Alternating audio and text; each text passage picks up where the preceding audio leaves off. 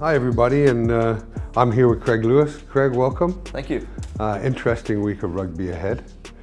So many things to tackle, and I usually have Mark here, and I think that he snuck out knowing how difficult this week is to pick. I think it must be, like we were chatting about Six Nations with everything to play for going into the final round. It's going to be very interesting. To say the least. I think that the Irish, being part of the Celtic tribe, the Scottish, Welsh and Irish, we're all Celts. And as a Welshman, I would pose this question to the Irish team. Do you want to beat Wales, or do you and let England win the Six Nations? It's a tough question to ask them. I mean, you know, we're talking about a Rugby World Cup year. I can't think as a Welshman of a more difficult game to be playing. I'm just hopeful that we don't lose 2 or 3 players, because we're starting to see a bit of an injury war of attrition. We were chatting about it earlier on. We got Luke de Jager injured, Warren Whiteley, and that list is going to grow and grow. We were only 5 games into the Super Rugby. We've got all this 6 months of rugby to play, Northern Hemisphere and Southern Hemisphere, before the World Cup. How many of these guys are actually going to be going to the World Cup? Because I think, as you said, those Whiteley and de Jager had tickets to the World Cup. Yeah, I think Lut's going to come back just in time to hopefully be part of the Rugby Championship. But just on that injury front, I mean, it is the thing of a World Cup year, and whether that's in the back of their minds. But I just think for a Welsh team that's already exceeded expectations to be on a, what did we say, 13-match winning streak. Exceeded expectations. Well, I think we picked England or Ireland as the probable favourites before it kicked off, and I didn't think Wales would be at the top of the log heading into the final game. So they've got a home match now where that home crowd support is going to make this game a really difficult one to call. Yeah, it's. I think the bookies have said Wales are favoured by -1.5. So if you want to bet on Wales, they've got to win by 2 or more. It's a hugely tough call, because, you know, the form guide after Ireland lost to England, everybody, you know, then started quick to react. We live in a world where everybody knee jerks, and Ireland were not the team that they were. But let's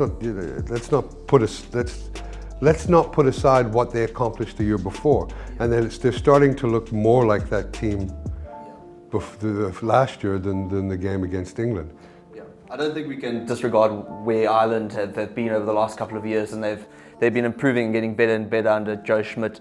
I still think they go into this game, even if you say, I mean, I'm quite surprised that the bookies have Wales as slight favourites, but I still think Ireland are the sort of team that can get up for this game and then get themselves into a position where you never know what's going to happen.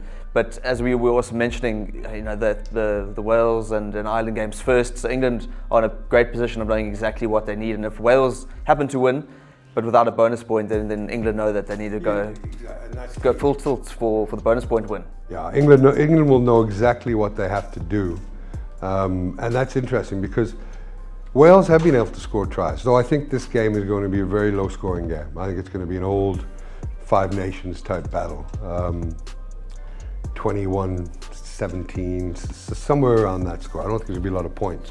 So I don't think Wales are going to get a bonus point.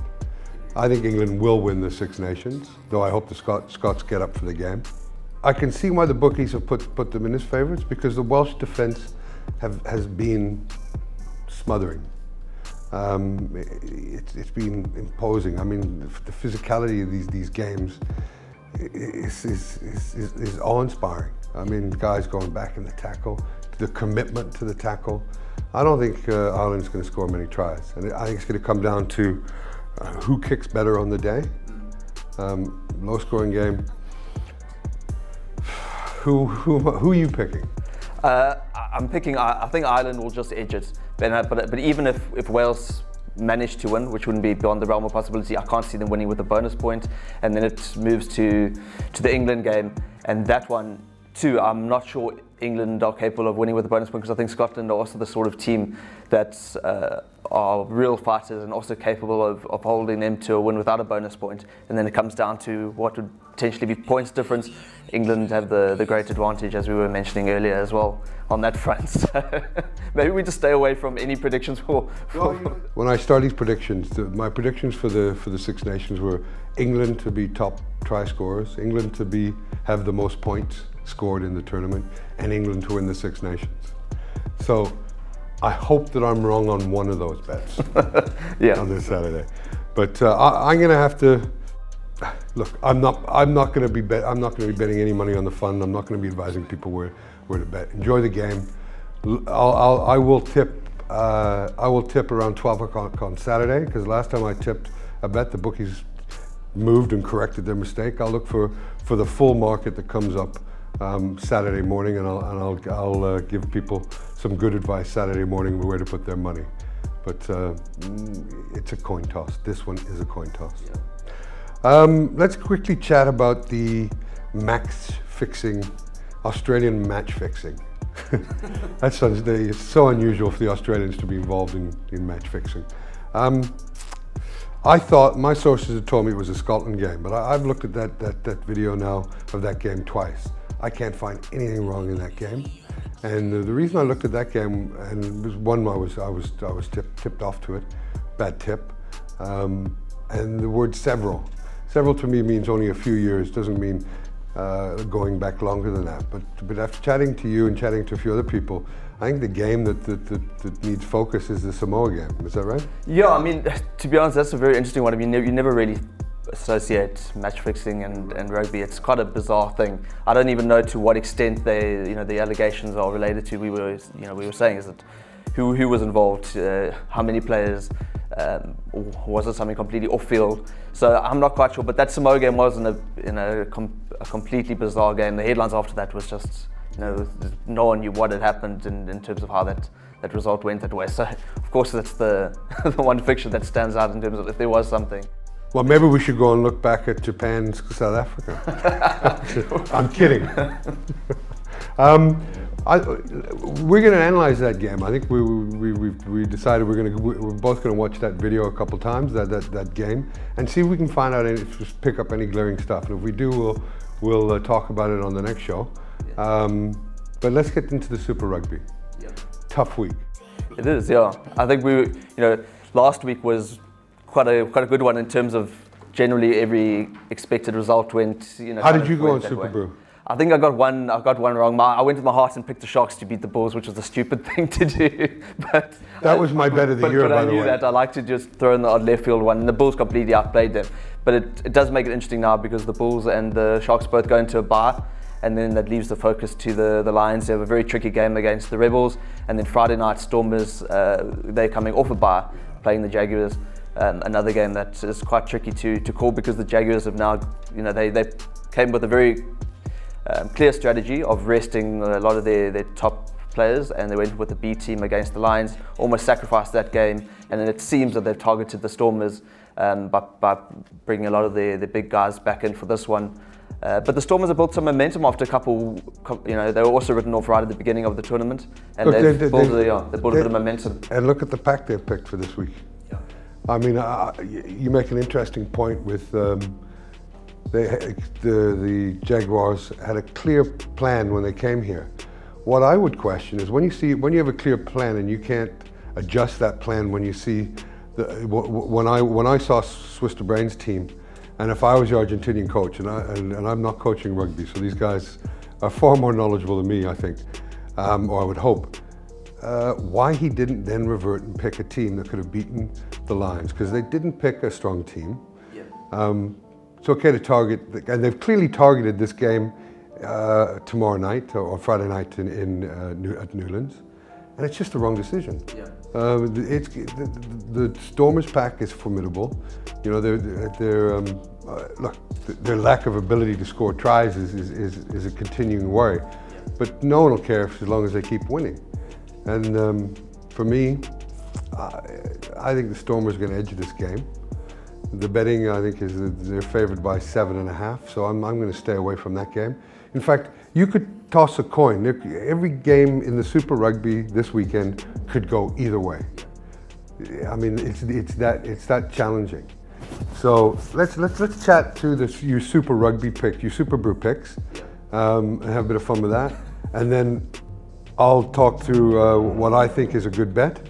Chiefs Hurricanes. I mean, Chiefs have been completely useless all season. So I've been very surprised by just how poorly they've been performing. So I would think they're gonna take another heavy defeat there.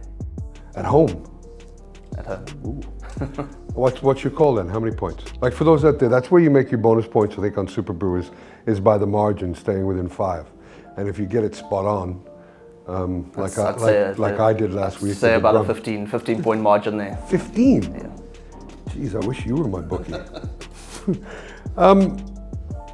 Look, it wouldn't surprise me if the Chiefs get up for a game, just sheerly out of being embarrassed. Though they are playing a strong Hurricanes team, and it would be tough to hang with the Hurricanes pack. I'm gonna pick the Hurricanes by one. And the reason I do that is that the Chiefs may well puck an upset, and they may win by 2 or 3, and I'm still going to get that bonus point if that happens. I think it's going to be closer than you think. So I'm going to go with 1 for the Chiefs to win that game. It's a Chiefs team that lost at home to the Sunwolves. Yeah, but the Sunwolves are not a Japanese side. They are a Southern Hemisphere Babas team, being coached by Kiwis.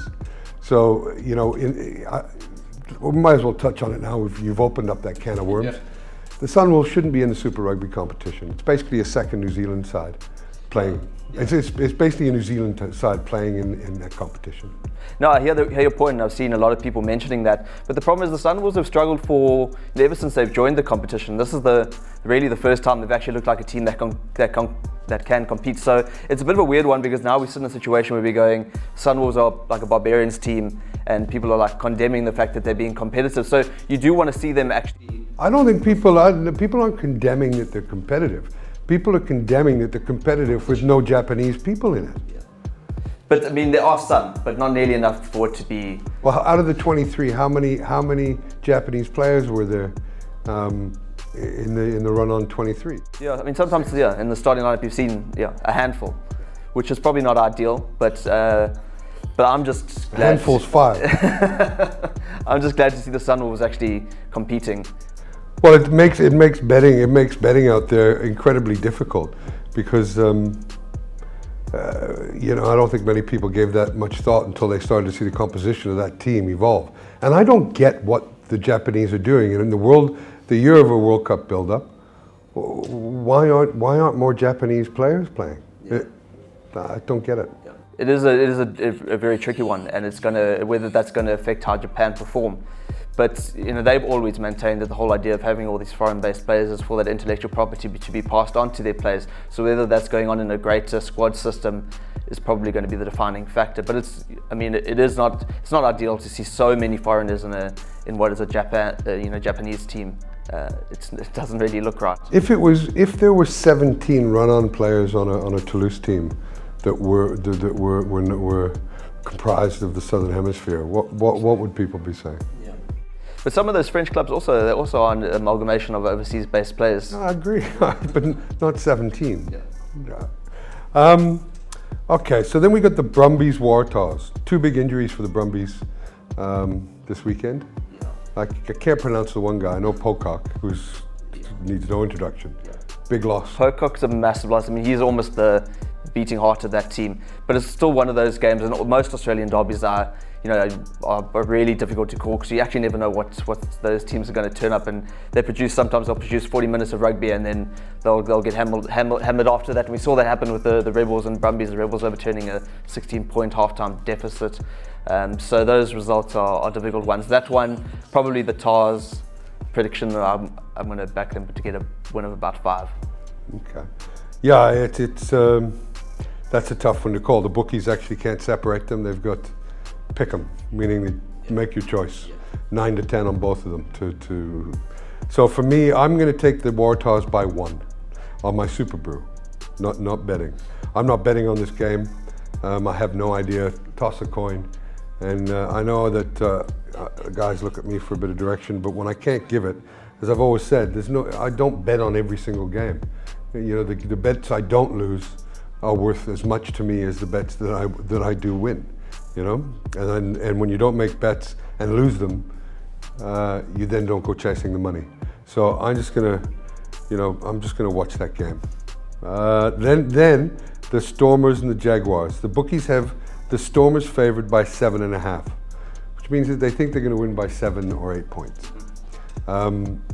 Friday night, Newlands, strong pack, but not the best back row, not the best backs in the world. Or maybe a game plan that lacks a bit of vision.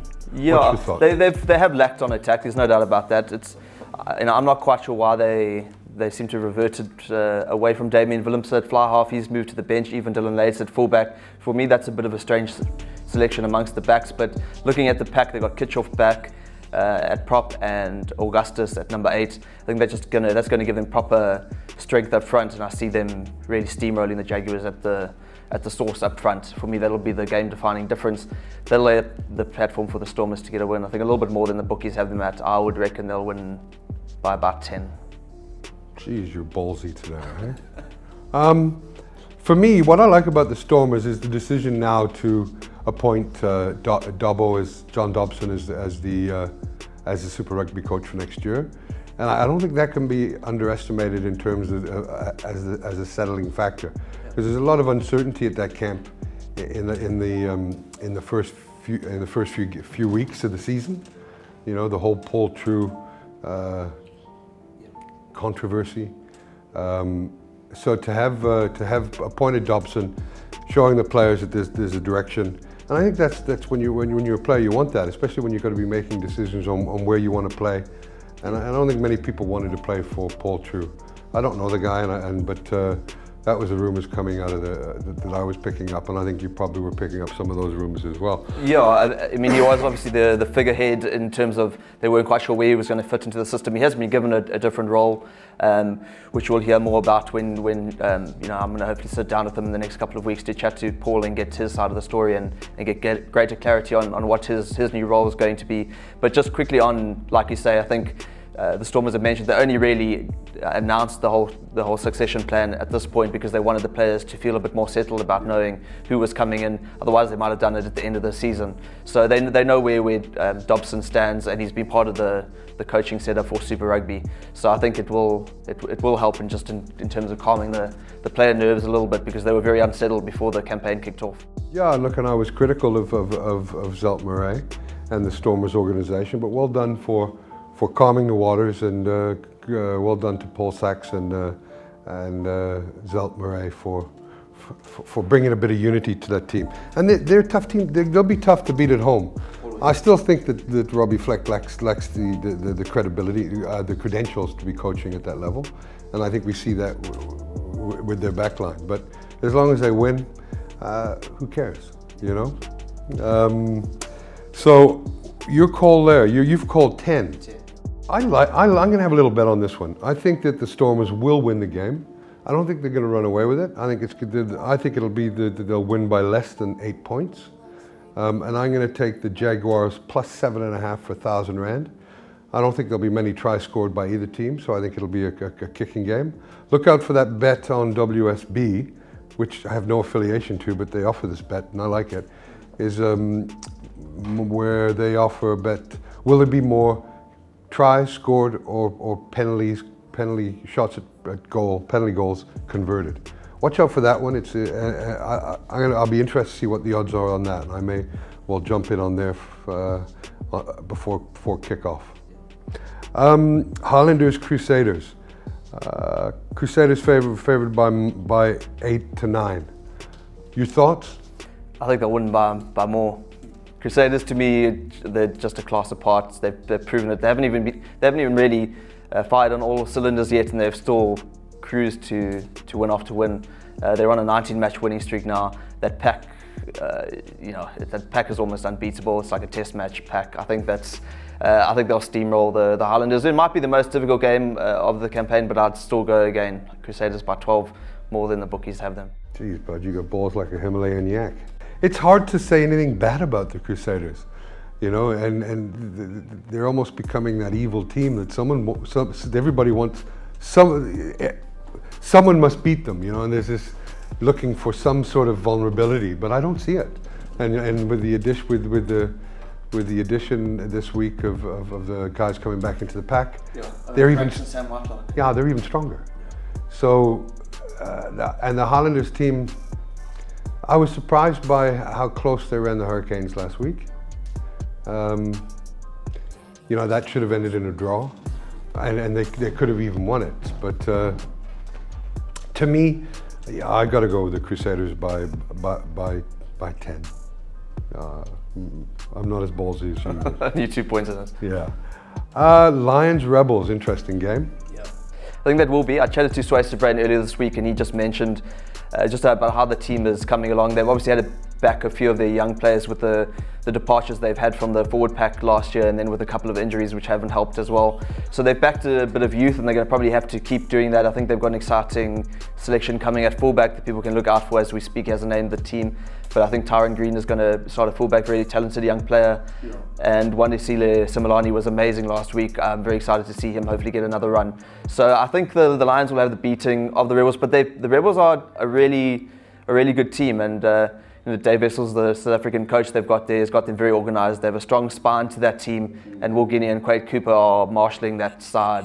And that's really often the difference when the Rebels start getting some momentum. Guinea and Cooper just come into their own. So the Lions will just have to really get up in their faces, cut down the time and space that those two players have on the ball. If they can do that and maintain their discipline, I think the Lions should be able to get on top. So if they can manage that, and I think they will, I reckon the Lions will win by 8.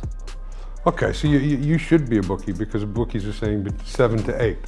That's it. I mean, look, I've gone through these games, and it's, yeah, if the Chiefs upset the Hurricanes, that would be a bit of an upset, but it wouldn't be Sunwolves sort of upset. You know, it could happen.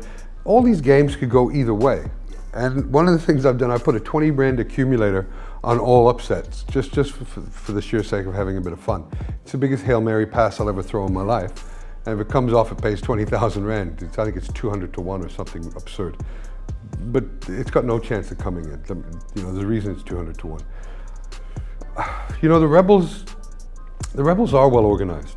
And the Lions, to me, have flattered to deceive. And they should have, if the Jaguars, we saw what happened last year with the Jaguars when they put on a few of their better players. You know, they ran the Lions ragged in the last 10 minutes of that game. I'm gonna put another 1,000 Rand on the Lions, on the Rebels, to not lose by 8 or more points. I think the Rebels will run them close. I think they could well pox a win here. You know, it's going to be an interesting game, and it's not that I'm an anti-Lions guy. I just think that the Rebels are coming of age a little bit. You know, but this will be a real test of them, because if they don't compete with what is a little bit above average Lions team, then their tour is not going to go so well. I think that's about fair on that one. So on my Super Boober there, I'm going to go Lions by. No, I'm going to go Lions by 1, because I can't decide, and hope that it's a really tight game. But Craig, thanks for joining me. Yeah, my pleasure. And enjoy the weekend of rugby. It's going to be a great weekend. Eh? Yeah, for sure. Okay, and go Wales.